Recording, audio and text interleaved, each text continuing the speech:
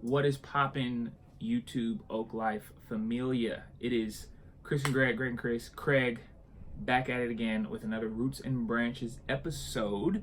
This one a little more fun, a little more casual, a little more funsies. Yeah, said that already. Chris and I were chatting, and we were talking about a concept of misrepresentation, and we thought it might be fun to have a chat around that for this Roots and Branches episode. Yeah, which I think it may be helpful or thoughtful. At the very least, we were talking about it, and we're like, let's just record this conversation and see if it's worth posting or not. But I saw a movie last week called Once Upon a Time in Hollywood by Quentin Tarantino, and it made me think of Greg because there's a Bruce Lee character in the film, and Greg, it's like BruceLee and then Jesus in terms of the paradigm and his totem pole. His words, not mine. And so I was like, dude, have you heard anything about the Bruce Lee character? I've heard some things that were problematic.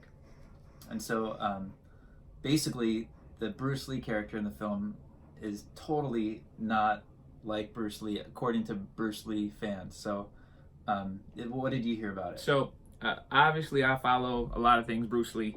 A lot of his daughter Shannon Lee.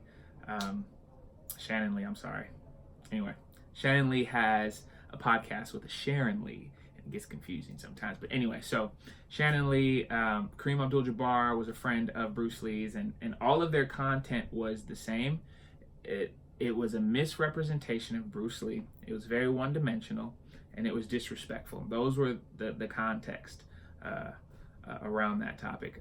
The actor that played Bruce Lee, I don't know the dude personally, but I've seen him in other works. He was a good choice. So it wasn't like they misrepresented like cast or whatever. It was just the overall idea. You could tell our sponsor this week, Quentin Tarantino, thank you for making this happen, didn't put as much time into his representation of Bruce Lee as he could have. And the lack of effort ultimately was disrespectful. Yeah, you said that even he had asked other actors or other families who would be portrayed, or their family would be portrayed in the film, their historical character. They asked the families of those people permission, and he didn't do that with Bruce Lee.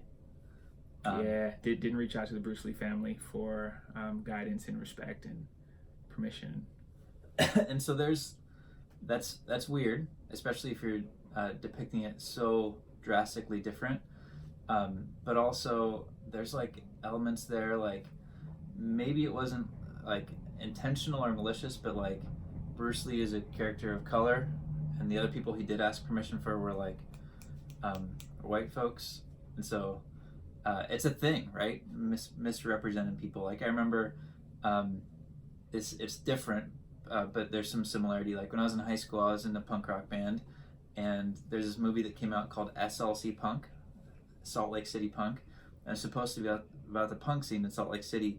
And my friends and I were like, sweet, they're making a movie about us, finally, like it'd be fun to like see our story told.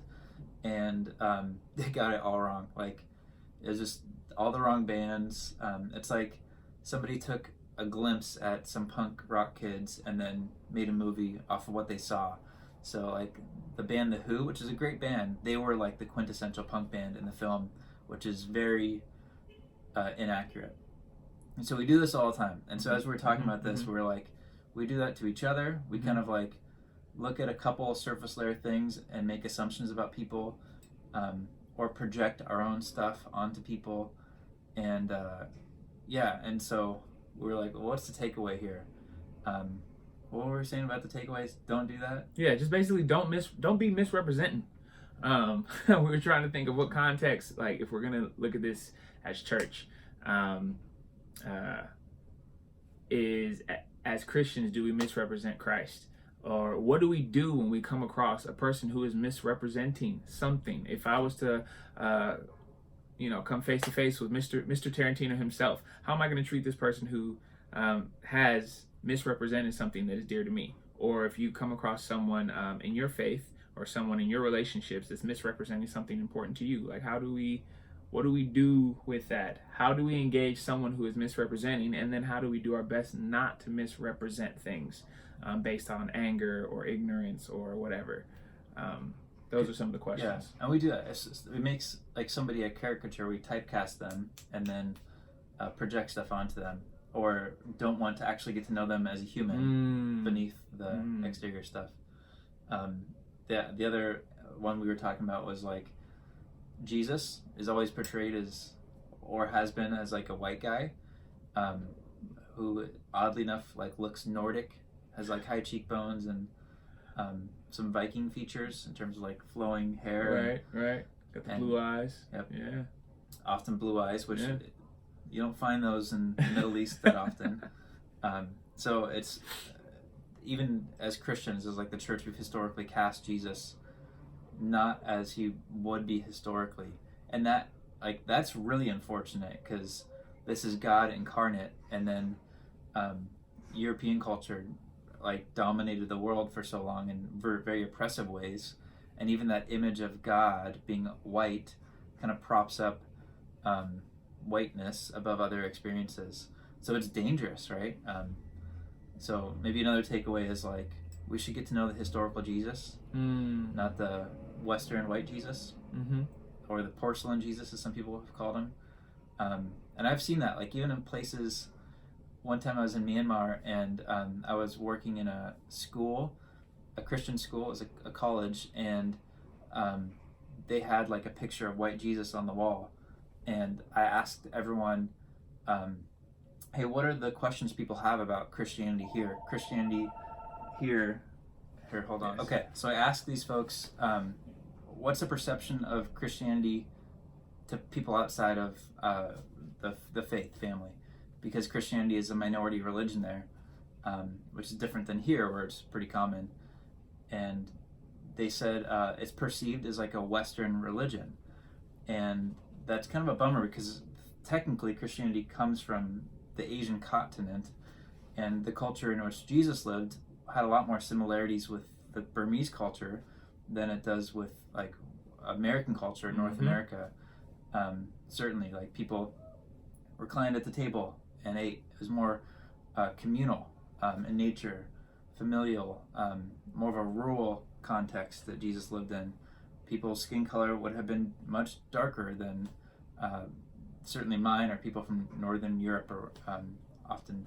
So the point being, it's kind of you lose something when you do that. You've lost this potent, powerful picture of Jesus that is like very subversive, coming from a rural context in the Roman Empire, because we wanted to cast him in our own light through Western Europe. So even the pictures of Jesus, maybe that's one of the takeaways. They're everywhere. They're not absolutely bad if we know that they're just a reflection through one cultural perspective, but they don't actually point to the historical Jesus who.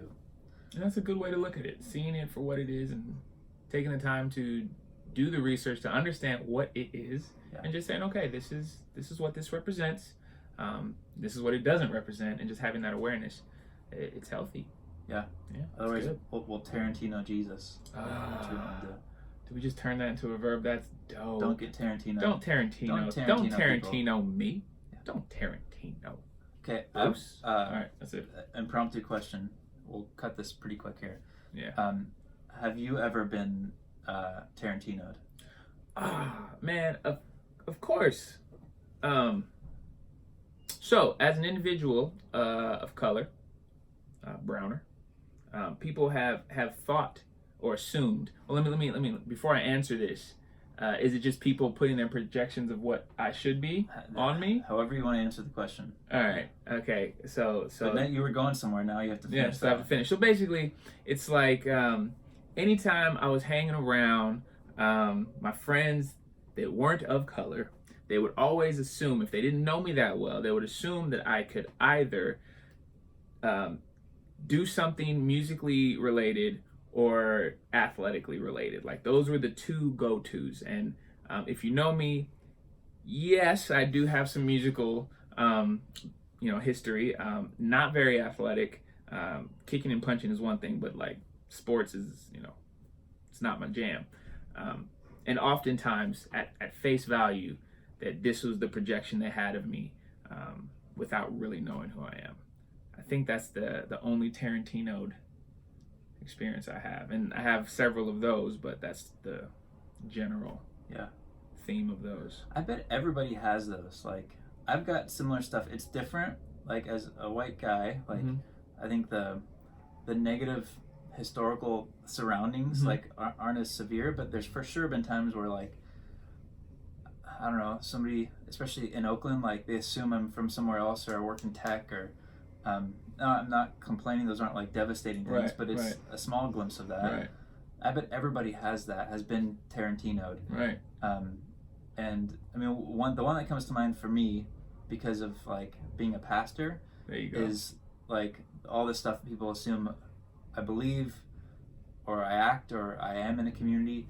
And that one is part of the reason I don't like being called a pastor, because it comes with all this like projection. So have you experienced that in ministry? Yeah. Outside of I think we talked about this recently. Outside of, Ray, setting that aside, Chreg has been Tarantino'd as